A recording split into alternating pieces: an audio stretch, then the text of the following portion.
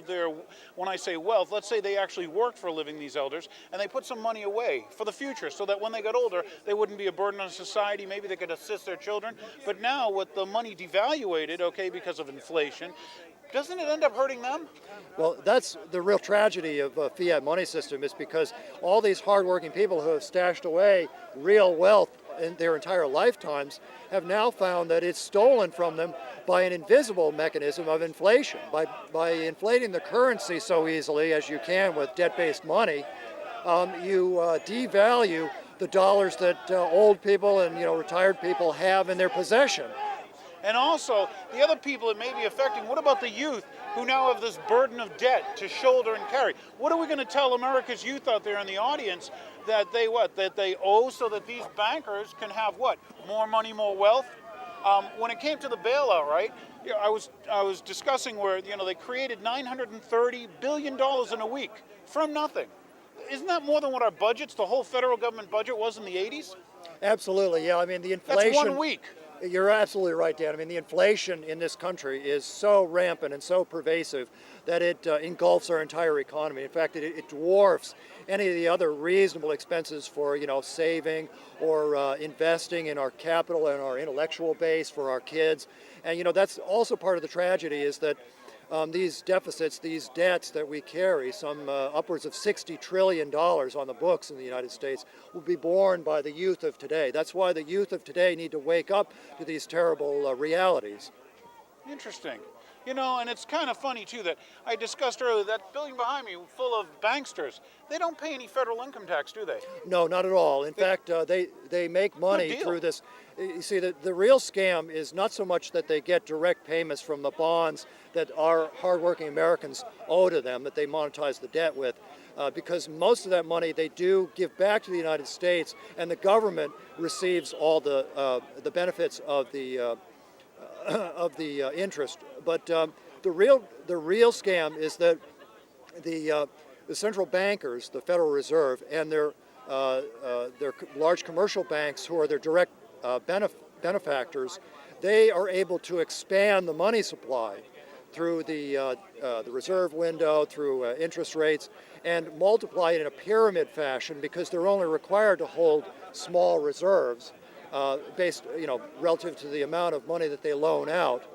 And it's the money that they loan out, really the credit, that creates this debt pyramid that we all owe on. It's the money that they create out of thin air that people pay interest on, and it balloons the money supply.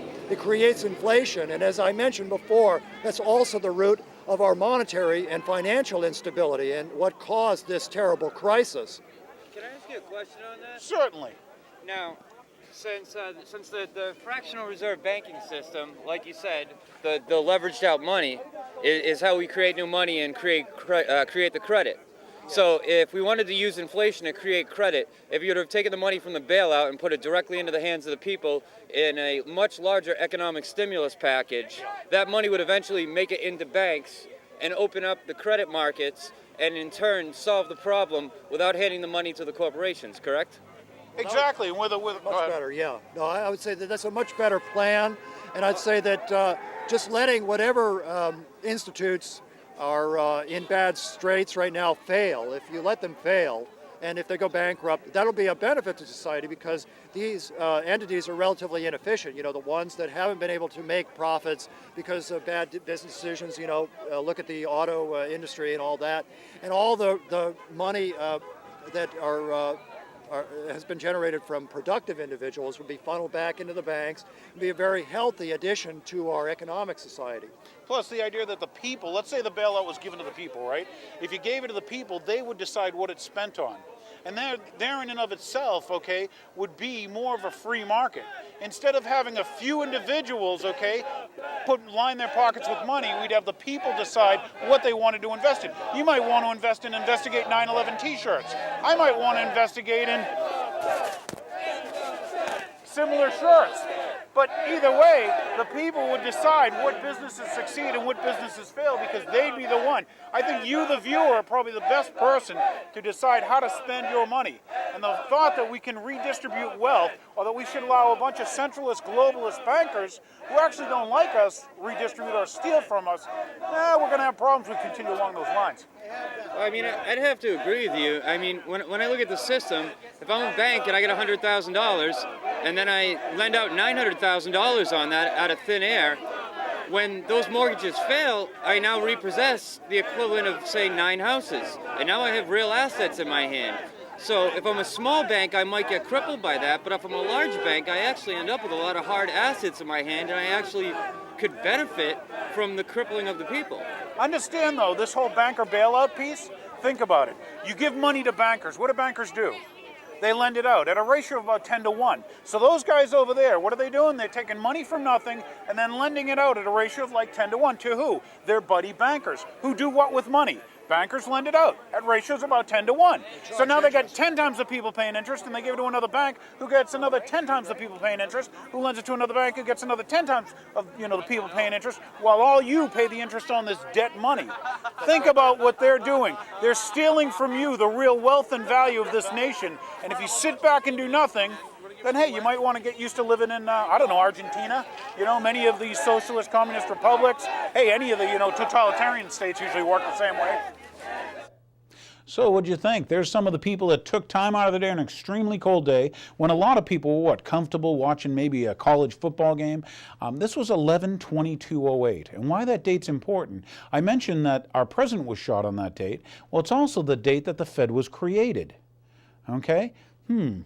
Yeah, they put this thing together and passed it when most of your congressmen and senators had already gone away on vacation, because back in 1913 when it was created, you needed a lot of time to get back to your state, if you were from Seattle or whatever, let alone Hawaii. So a lot of the people had already started their, Congress was getting ready to adjourn. So they did it while everybody was away. They did it on that day. It's interesting, you should probably read the Federal Reserve Act. That's right, you can find it. Once again, it's not part of our government. It's a separate company. Privately held. But if you go and you read that act, this is interesting, where we gave all this power that was Congress's power to begin with, the power to coin money and set the value thereof. Why did our founding fathers write it that way? And take a look at this act. Go down to where it says they don't have to pay any state taxes. No federal taxes. No local taxes. They created a private banking cartel that's stealing your wealth every single day as they devalue your currency and create money from nothing, charge you the interest for that money creation, and through inflation slowly enslave you. And if you think I'm lying, ask your parents what the house used to cost. What did a car used to cost? What did a meal out used to cost? What did a steak used to cost? And so as the town gets buried in this inflationary debt scheme, and not just that, all the currency made from debt, I'm getting windy, but I want you to start thinking. Start thinking about the greater reason why people are unemployed. Start thinking about the greater reason why everything costs more money. Why your parents, who may have put some money away, now have to eat, substandard food because what? The money they put away isn't enough. Inflation, the hidden tax. So hopefully you enjoyed this. We're going to come back with some more End the Fed stuff for you. And think about this. These people got off their derrieres. Maybe you could do that. If not, I've got to ask you, what will you use for an excuse when your grandchildren and your children ask you, but Mom, Dad, Grandpa, Grandma, you knew that these bankers were stealing from us. What did you do about it? So as soon as you shut me off, one click, I'm gone. I want you to go to the mirror. Practice your excuses while you did nothing, while your nation was taken out from under you by a bunch of globalist banksters.